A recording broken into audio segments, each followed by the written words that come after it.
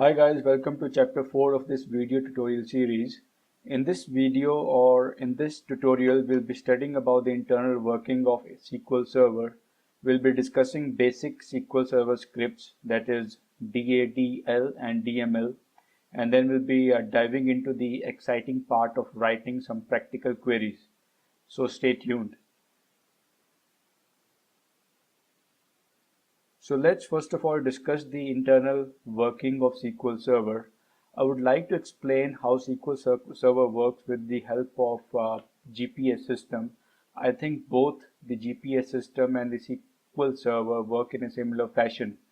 So you all must be familiar of how GPS system works. What it does is it tries to generate all the possible routes between a source and a destination, and then it selects the shortest route from the source to the destination.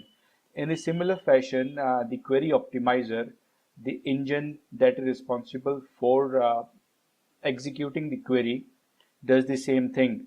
It generates execution plans for every query. Execution plans are similar to the maps generated by a GPS system, and out of all the possible execution plans, it chooses the execution plan which gives the least time in order to fetch the data from the database.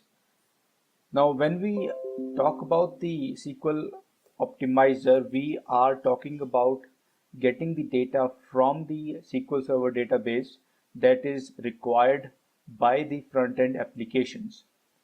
So all you have to remember is whenever anybody asks you to tell the internal working of the SQL Server, think of GPS system as an example and try to explain it with the help of GPS system, how the GPS system works.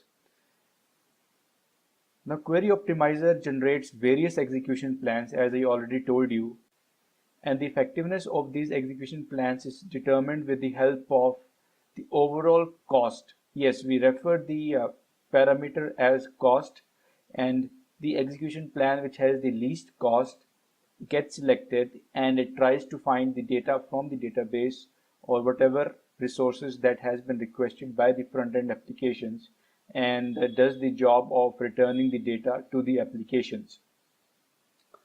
So moving on, now we will discuss the difference between a DDL statement and a DML statement. Now before we start writing the SQL queries, the SQL queries are classified into two different categories, and these are DDL and DML. DDL stands for Data Definition Language and DML stands for Data Modification or Manipulation Language. Now I would like to explain the difference between these two statements with the help of a warehouse. Suppose you have a big warehouse and there are a lot of items that are kept inside the warehouse. Now the DDL statements are concerned about the structure of the warehouse. When you build a warehouse and the various sections that are inside the warehouse, you require DDL statements. But when we are concerned about moving the stuff in and out of the data warehouse, we are talking about DML statements.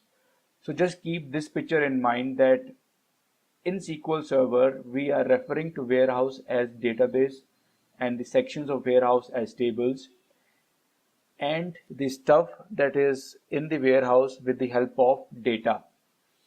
So let's discuss about the major DDL and DML statements. When we talk about the DDL statements, there are two main statements or commands. These are create and drop.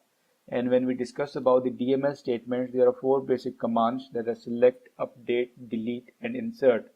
So this diagram explains the difference between the DDL and DML statements. DDL statements are limited to creating and dropping the tables and databases, whereas the DML statements are concerned with moving data in and out of these tables. So you need to understand that the database is a collection of many tables, or it can consist of a single table only. Now each of these tables contains data. Now let's move on to the next chapter or the next module, in which we will study about how can we create tables and databases using DDL statements.